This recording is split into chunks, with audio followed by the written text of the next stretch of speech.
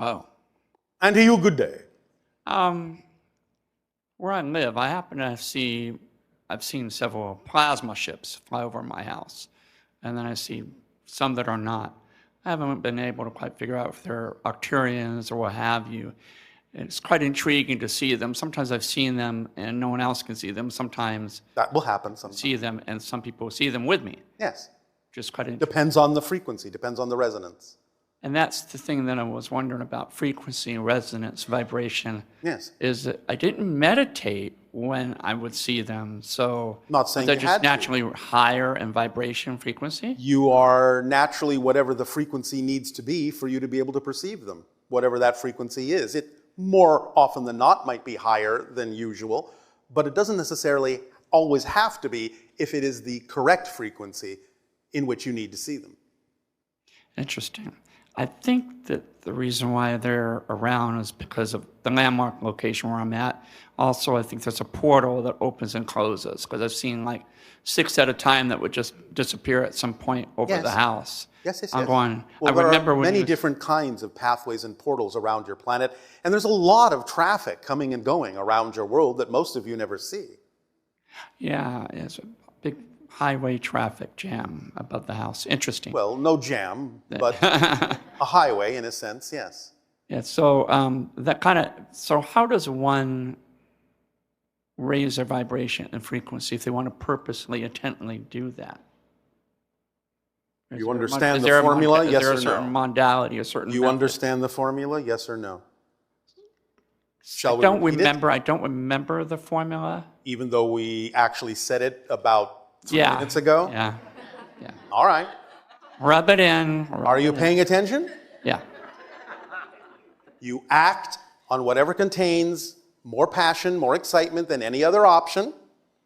You act on it to the best you can till you can act on it no further.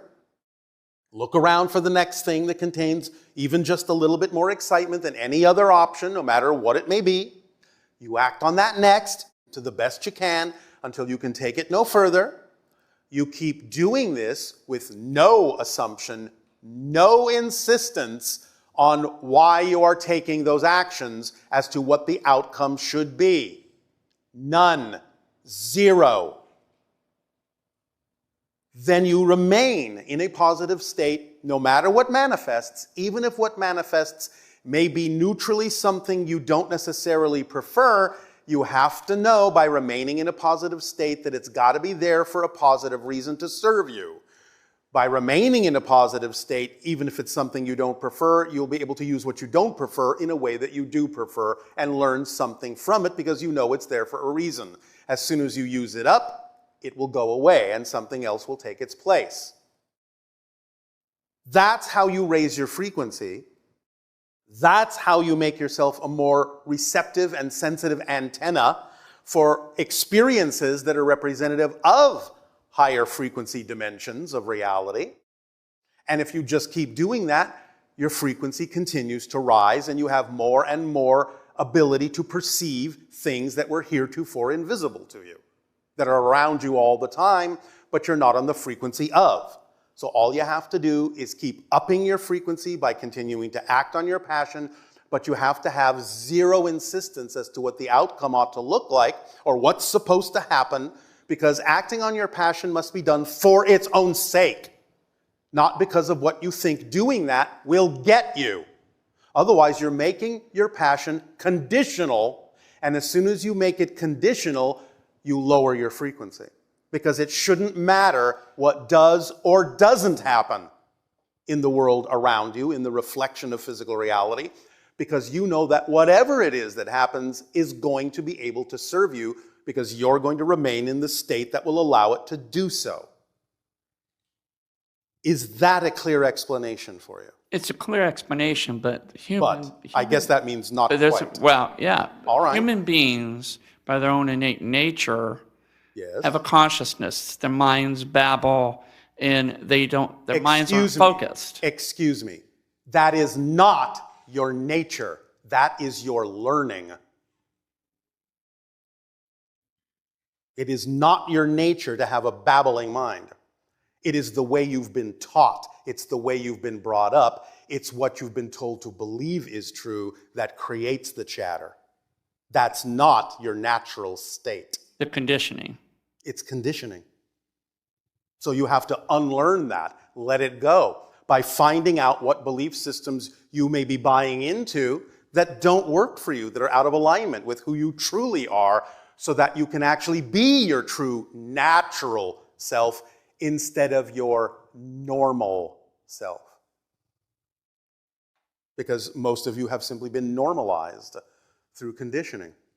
Most of you are not your natural selves, and therefore you rarely experience what it actually means to be your natural selves, which contains absolutely no babbling at all. It's clear. When you are your natural self, things are clear, concise, precise, direct, understandable, knowable. No babbling required. So if someone wanted to interact with their Merkaba, they apply the same formula that you just mentioned earlier. Yes, but again, when you say if they want to interact with this, you have to be cautious about the idea that that's not bringing it to the level of insistence that that must happen in the way you think. Because you don't really know. See, here's the clue, here's the secret for all of the physical minds. The biggest clue, the biggest thing is for the physical mind to realize that it might think it knows what the outcome should be, but it actually has no clue what the best outcome ought to be. So while you may use that as a visualizational goal, as a symbol of an ideal experience or an outcome, you can't insist on it. Use it to pump up the vibration, because thinking about the idea of interacting that way, with that energy, will get you excited. But don't hold on to the picture. It might manifest that way, but it might not.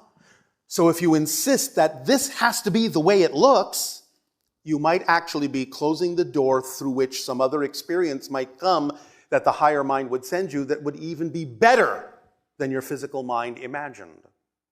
Don't close the door to the higher mind. Let it show you what it is that needs to manifest in the next moment. Because it's not always about what you want.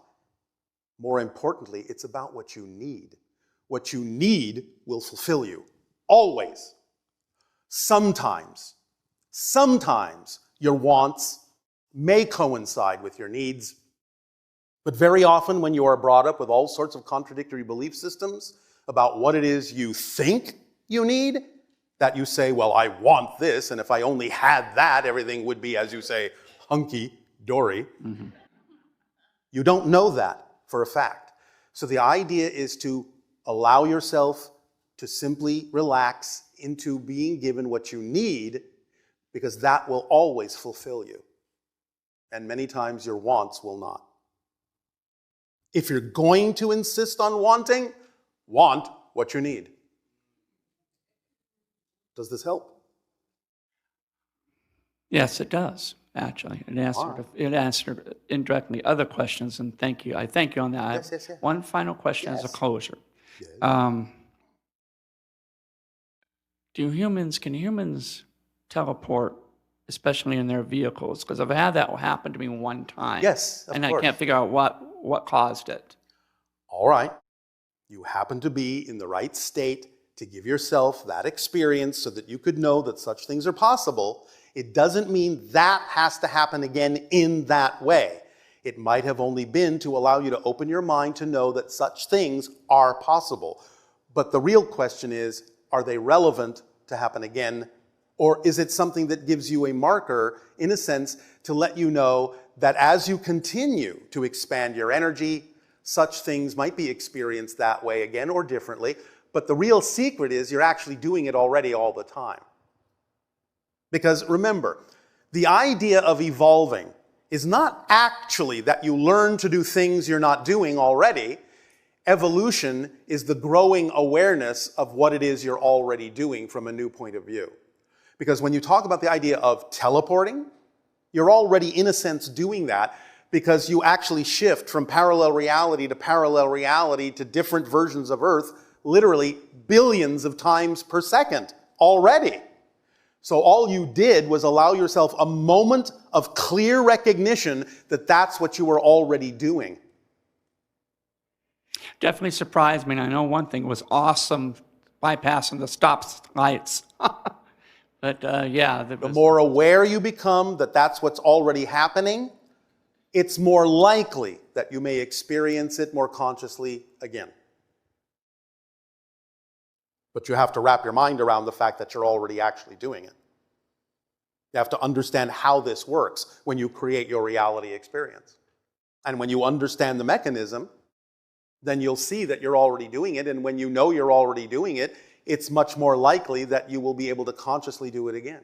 Where would I start to begin to understand how it works, how this starts? Well, as we have said, everything exists all at once. Do you understand that concept? Yes. All right. So if everything exists in the here and now, how is it that you create this concept of space and time and movement and change? How can you create a model that can express the idea of how that works? An analogy that exists in your reality is a film strip. If you look at a strip of film that you use to watch your movies, yes, I understand you're in your digital age, but nevertheless, the analog illustration will work, perhaps a little bit more clearly. Because there are still, in a sense, frames even in your digital world. But by illustrating it as a film strip, you can see the frames visually with your eyes. Each and every frame is a different reality. And each of those is frozen. There's no movement, no experience in any single frame. It's just a snapshot. Now, in order to get the next movement, you run those frames through the projector and project them on a screen at a certain frame rate, and it gives you the illusion of movement, change, growth, expansion, space, time. That's exactly what you're doing with all the different parallel frames that exist simultaneously, is you're shifting your consciousness, focusing your consciousness through billions of frames per second to create this illusion of continuity of movement and time and space and change. You are literally skipping through frames. So if you understand you're already doing that, you can also start to imagine that you could, and again, this is a euphemism, it's just a helpful illustration. It's not necessarily a literal description, but you can realize that what you could do when you know you're skipping through frame after frame after frame after frame is you could go into a vibrational state where you kind of start skipping frames. Well, I could put my consciousness through frame 1, 2, 3, 4, 5, 6, 7, 8, 9, 10, or I also could go consciousness to frame 1, consciousness to frame 10. And now I have appeared to teleport without any intervening travel, without any intervening time. This is how we go from star to star in our ships. And that also explains how someone can just change the direction they want to go. Exactly. Because every moment is zero. And the vibration you are is the rudder that steers you through the frames you experience. So by acting on your passion and upping your vibration to be more representative of who you truly are, that's the rudder that steers you through the frames that represent more and more and more and more and more reflective representations of the version of Earth that simultaneously already exists, but is more representative of the changes going on within you. That's how that works. So does that model work for you? Yes, it actually really does. It explains a lot. All right. I don't know who they are that fly over my house. They've written... You don't have to. If you need to know, hi. If you need to know, you will. Okay. Because remember, the kit of passion is a complete kit and it leaves nothing relevant for you out. So if you really need to know, the situation will present the information to you in some way, shape, or form. If it never presents that information to you, that's your first clue you didn't really need to know. Yes? Understood. All right. Thank you very much. And Thank you. Thank you.